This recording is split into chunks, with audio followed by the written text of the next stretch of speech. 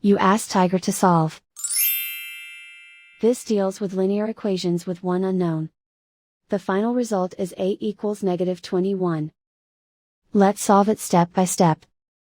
Simplify the expression. Expand the parentheses. Simplify the arithmetic. Group all a terms on the left side of the equation. Subtract 6a from both sides. Group like terms. Simplify the arithmetic. Group like terms.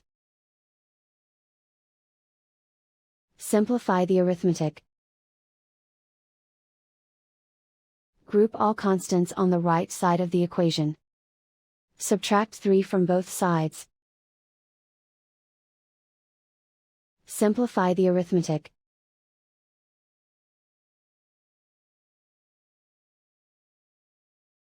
And so the final result is a equals -21.